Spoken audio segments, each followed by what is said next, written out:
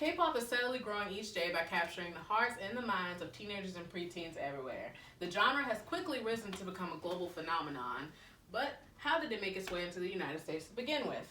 As a K-pop fan, it has given me a lot of knowledge on the subject, but also has provided me with the chance to see all the groups I love make it big. Today, I will be giving you an insight on why K-pop is such a big phenomenon by providing you with information about early accounts of K-pop in the States, the breakthrough of K-pop with BTS, and the statistics of growth of K-pop over the previous years. But first, I have to introduce my audience. We have a new K-pop fan. Hi. A experienced K-pop fan. Hello. And the one filming a kind of experienced K-pop fan. Well, I'm just going to have to turn this way because I'm not experienced. Okay. All right. Love you guys. Bye. All right. Go. Now let's dive right into the global phenomenon, which is K-pop.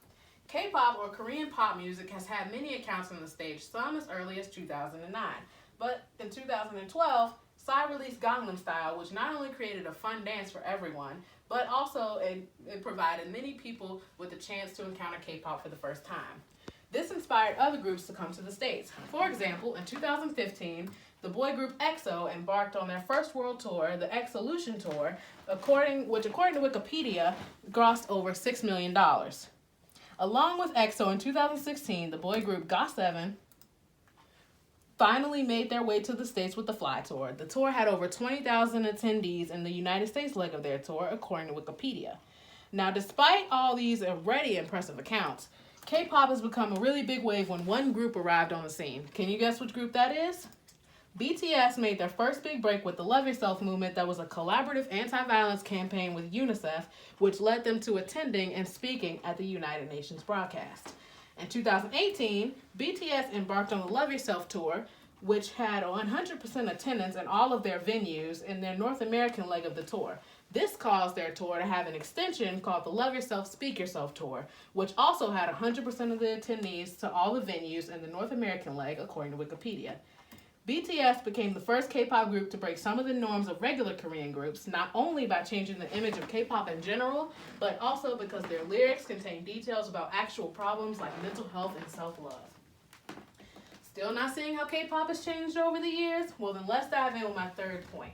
Over the years, K-pop has become more and more mainstream. Music festivals and award shows have now welcomed K-pop artists to perform. BTS became the first K-pop group to perform at the Billboard Music Awards, and K-pop girl group Blackpink became the first K-pop act to perform at the popular music festival Coachella. Music streaming platforms have also grew due to the Korean wave, as Spotify reports that they had 65% annually since 2015. Apple reports that they have had an over-year growth of 86% between 2017 and 2018, while even Pandora reported that K-pop girl group stations grew over 182%, while K-pop boy group stations grew over 90%. Many K-pop groups have aimed for sales in the States by collaborating with Western artists and releasing English songs or English versions of their songs.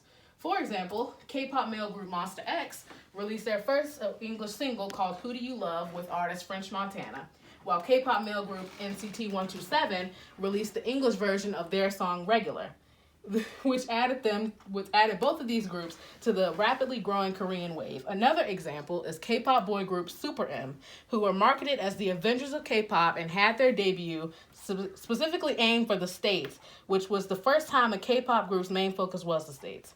Considering all the information above, it is confirmed that K-pop has indeed made a big splash in the United States over the previous years. Today, I have given you information on how K-pop has made its way into mainstream today by providing many early accounts of K-pop in the United States, the official breakthrough of K-pop with BTS, and finally providing statistics and facts on how K-pop has become the big phenomenon it is today.